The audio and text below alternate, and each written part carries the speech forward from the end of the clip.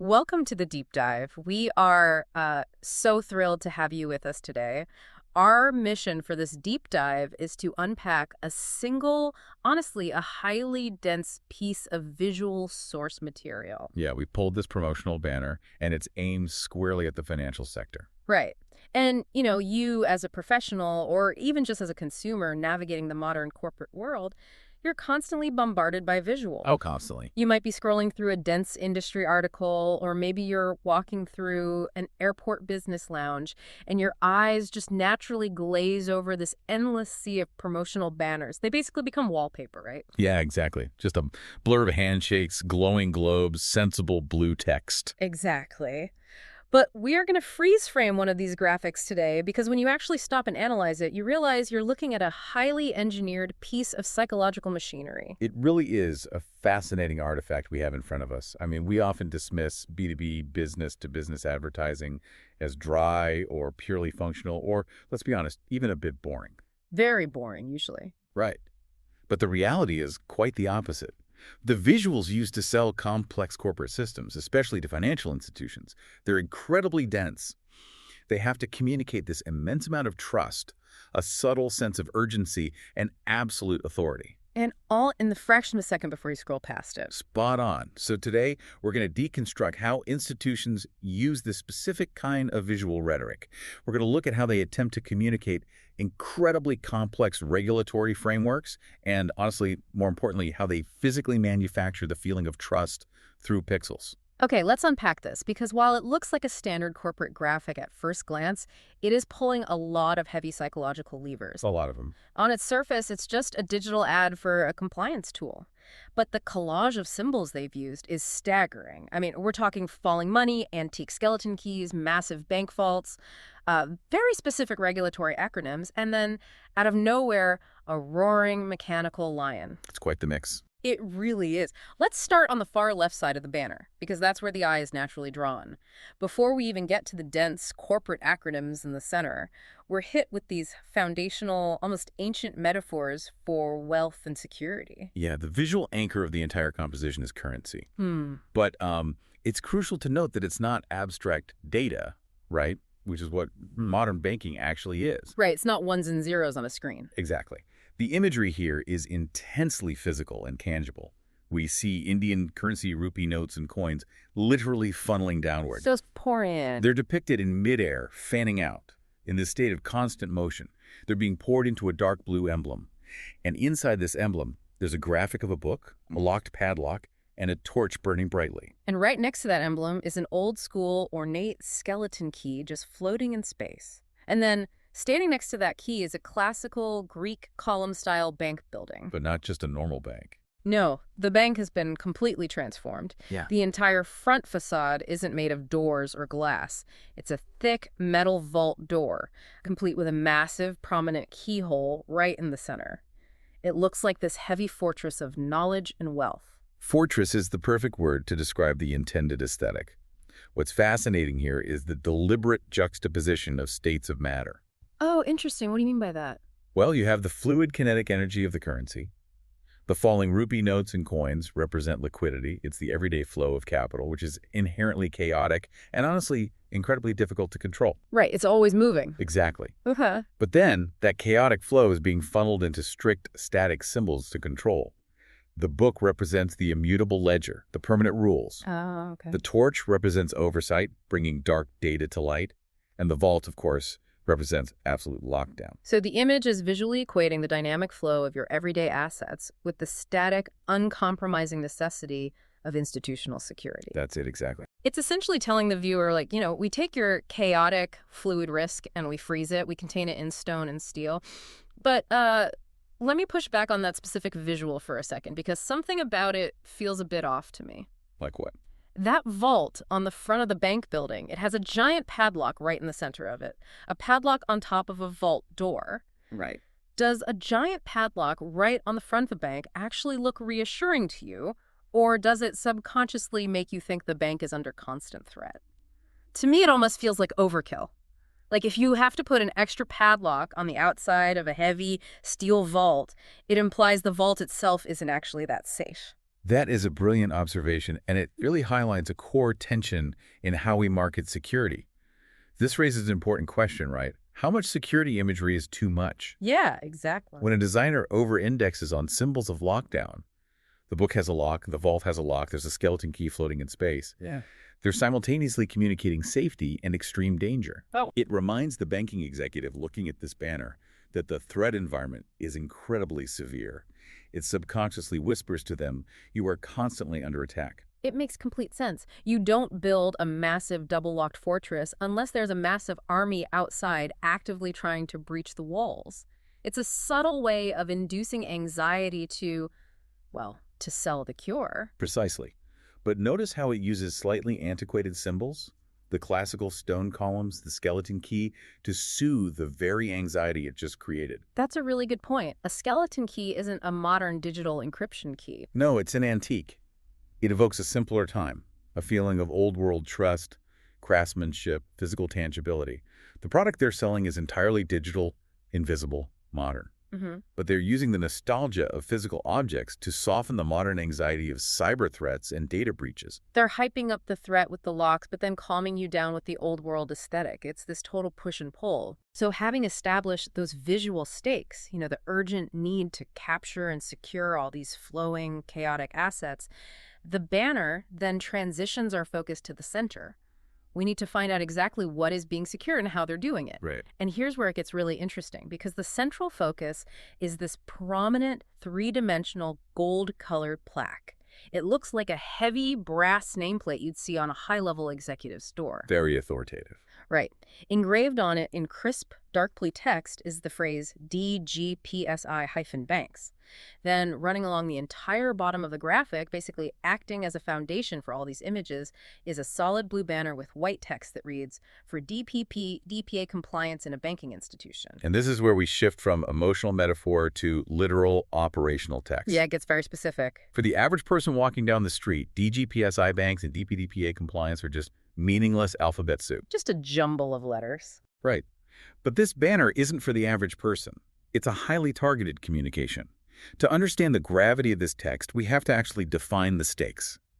Let's start with the bottom text, DPDPA. That stands for the Digital Personal Data Protection Act. Which is the sweeping privacy law enacted in India in 2023, correct? I mean, it completely overhauled how organizations are legally allowed to handle user data. Yeah, that is correct. And it's not just a polite set of guidelines, right? Yeah.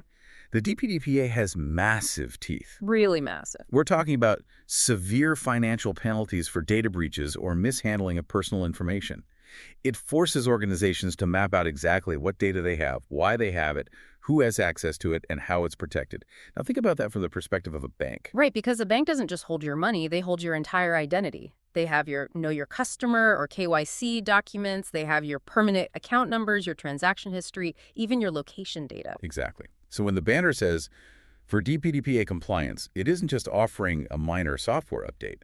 It's offering a life raft to institutions that are terrified of crushing regulatory fines. But wait, if DPDPA is just a set of legislative rules, why do you need a massive software tool with a gold plaque to handle it?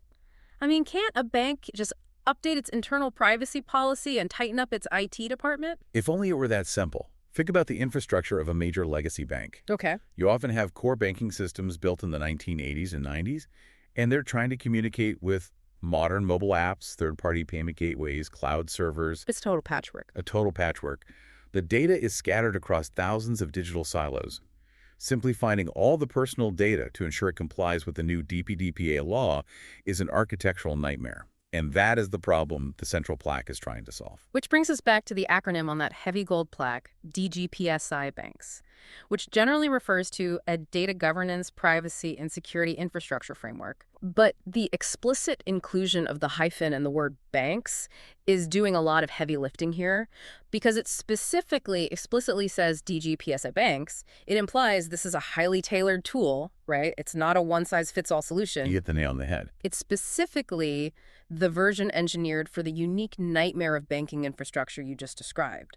And if you're a banking executive staring down the barrel of DPDPA audits, you don't want generic software. You want bespoke digital armor. Exactly. In the realm of institutional compliance, specificity is synonymous with effectiveness.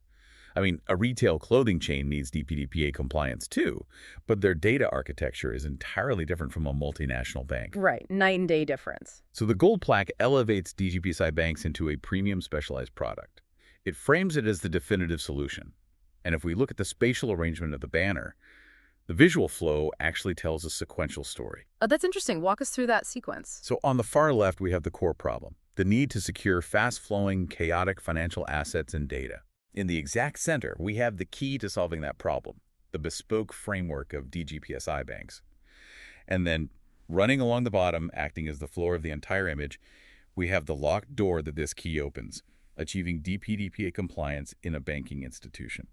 The product itself, DGPSI-Banks, is basically positioned as the modern digital equivalent of that antique skeleton key we saw floating on the left. It unlocks the specific regulatory hurdle of DPDPA. Yeah, a visual echo. I also want to point out how they use the color gold for the product nameplate because it visually associates the compliance tool itself with the literal wealth and value of the currency funneling on the left. It's a very clever way of saying, our compliance tool isn't just an annoying IT cost center, it's the gold standard that protects your actual gold. It's a deeply authoritative aesthetic, the heavy gold plaque, the deep corporate blue in the background. It's all designed to feel unmovable, bureaucratic, and permanent. Yeah, very heavy. When an institution is dealing with rigorous legal compliance frameworks like the DPDPA, they do not want a software vendor that looks disruptive, experimental, or scrappy.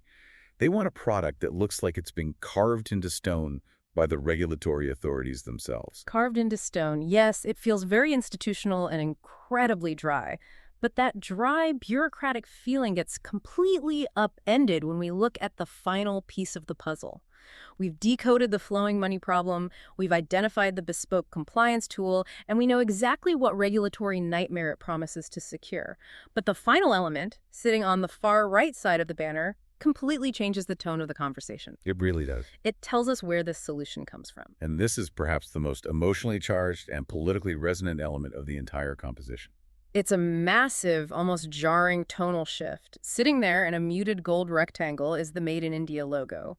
For those who haven't seen it, it isn't just text. It's a visual of a roaring lion. But the lion's body is constructed entirely out of industrial gears and cogs. It's a powerful image. It's a brilliant piece of graphic design, but it's aggressively industrial. Compliance frameworks and data privacy laws are generally quiet, invisible, behind-the-scenes concepts. But this gear-filled lion is fierce, it's loud, and it's proudly heavy industry. Right. It reminds me a lot of the broader push we're seeing globally for data localization. Countries deciding they just don't want their citizens' financial records sitting on a server in another hemisphere. But why inject such a fierce nationalistic symbol into a banner about banking compliance? Well, you've identified the exact geopolitical undercurrent here. It's about the transition from physical borders to digital borders. To understand why that line is there, we have to think about what is actually at stake in the modern digital economy. Okay, lay it out for us. When a major banking institution seeks out compliant software to manage its most sensitive data, it's essentially handing over the keys to its kingdom. It's hiring an architect to build and manage its digital vault. Because you're trusting an external vendor with the absolute lifeblood of the bank. If they fail, or heaven forbid, if there's a backdoor in their software, the bank collapses. Exactly. And historically, many developing and emerging markets have had to rely almost exclusively on Western frameworks, foreign software giants, and external auditors to provide this kind of high-level digital infrastructure. Right, they had to outsource that trust. Yes. So by proudly stamping this specific gear-driven Made in India lion on a banner about high-level data compliance, the creators are making a powerful declaration about digital sovereignty. Digital sovereignty. That is a fantastic concept to apply here. It's a way of saying we aren't just politely following the privacy rules handed down to us. We possess the domestic engineering capability to build the massive machinery that enforces those rules ourselves. Yes, exactly. It's a direct appeal to localized trust. It tells the Indian banking executive looking at the ad, you do not need to import your security architecture from Silicon Valley or Europe. We have the industrial capacity, which is represented by the interlocking gears, and the domestic strength, represented by the roaring lion, to secure our own financial ecosystems. Wow. It brilliantly transforms what would otherwise be a dry, routine software procurement into an act of national self-reliance and pride. It totally physicalizes the digital realm. I mean, software code doesn't have gears, cloud servers don't have cogs, but by using that specific industrial lion, the designer makes the digital compliance tool feel as real, heavy, and undeniable as a locomotive or a steel mill. It says our digital code is as strong as forged iron. It is the ultimate psychological anchor. It marries the heavy, tangible industry of the 20th century with the invisible, data-driven compliance requirements of the 21st century. It's so clever. It reassures the buyer that the product is grounded, robust, and fiercely protective of its own territory. It's a complete rejection of the subtle fear that digital systems are fragile, easily hacked, or ephemeral. So what does this all mean? When we put it all together and step back, we realize that what looks like a simple, easily ignorable corporate banner at an airport lounge is actually a dense, carefully constructed narrative designed to manipulate deeply held corporate anxieties. Absolutely. We start on the far left with the flowing, chaotic energy of currency that desperately needs to be captured and controlled. We move to the heavy, classical imagery of locked bank vaults and antique skeleton keys that are designed to soothe our modern security fears.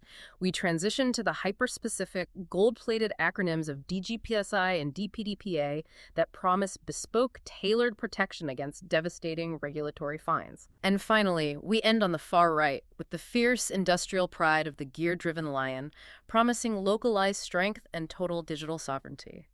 The next time you're scrolling through a professional site or walking past a booth at an industry conference, I challenge you to look a little closer at the graphics.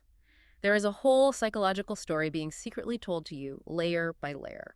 If we connect this to the bigger picture, it's a potent reminder that in our information-saturated age, critical thinking isn't just a skill for reading long-form articles or analyzing spreadsheets. No, not at all. It's absolutely essential for navigating the visual landscape as well. Even advertisements, especially in the highly specialized B2B space, are deeply ideological documents. They are literal maps of a society's current economic anxieties, technological hurdles, and geopolitical aspirations. They really are. It's almost like decoding modern corporate hieroglyphics. Every single symbol, from the padlock to the color of the text, is carrying a massive amount of weight and intention. Which leaves us with a fascinating and somewhat provocative final thought to consider as we wrap up today. Oh, let's hear it. Think about the sheer exhausting density of the imagery we just unpacked.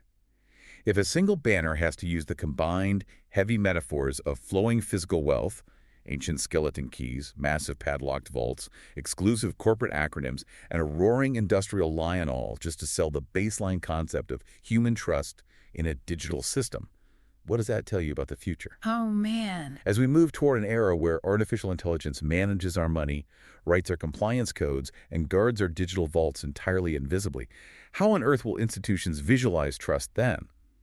When there are no more ledgers, no more keys, and no more vaults, what symbol will they use to convince you that your entire life's data is truly safe?